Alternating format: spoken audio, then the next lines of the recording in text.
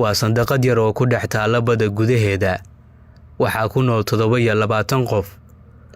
Haddii aan ku iraahdo bal ka waran waa dal la mid ah dalalka kale ee adduunka, la yaab ayay kula tahay in 27 qofood oo keliya ay noqdaan dal. balse waxaa ka sii yaab badan in dumar dhan aysan ku nooleen marka laga reebo boqoradda. Waxaan booqan doonaa dalkan cajaa'ibka leh ee ku yaalla badda gudaheeda. Labada tiir ee aad u jeedo ee dusha laga saaray dhismaha yar ee jaqafta ah waa dalka adduunka ugu yar oo ay ku nool yihiin 27 qof oo keliya. Dalkan waxa lagu magacaabaa Sealand.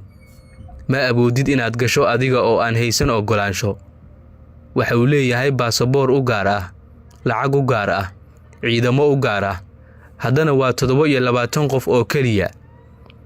Waxa uu ku yaalaa gudaha badweynta waqooyi ee Yurub.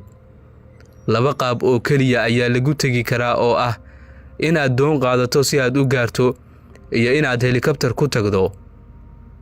Waxa uu leeyahay helikabtar iyo hub u gaar ah.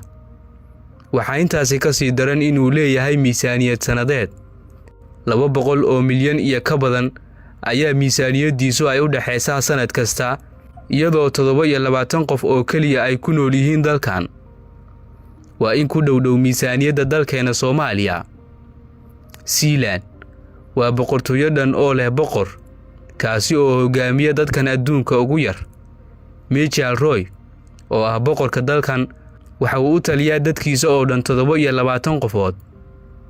Waa boqortooyadii ugu yareed dunida.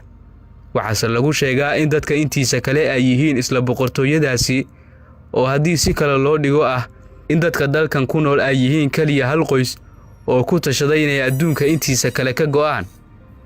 Sanadkii 1967 ayay ku dhawaaqeen inay yihiin dal madax bannaan oo wax kasta ay u gaar yihiin, lana mid ah dalalka kale ee adduunka. Xilligaasi ka hor waxa uu ka tirsanaa dalka boqortooyada Ingiriiska.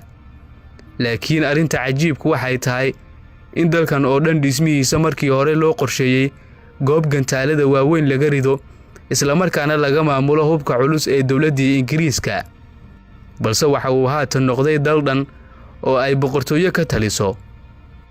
Dalkan waxa uu leeyahay sida dalalka kale ee adduunkaba hoteelo, maqaaxiyo, goobo lagu madadaashado, xabsiyo ay ku xiran yihiin maxaabiis iyo shuruuc u gaar ah oo lagu dhaqo.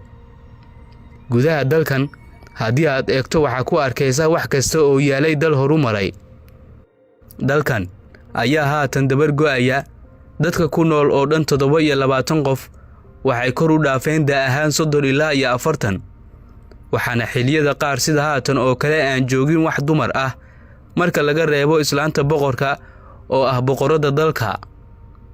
Dalkan Sealand weli waxa uu raadinayaa ictiraaf, laakiin haddii la aqoonsado waxay dhalaysaa in qoyskii ka kooban 20 qof uu noqon karo dal.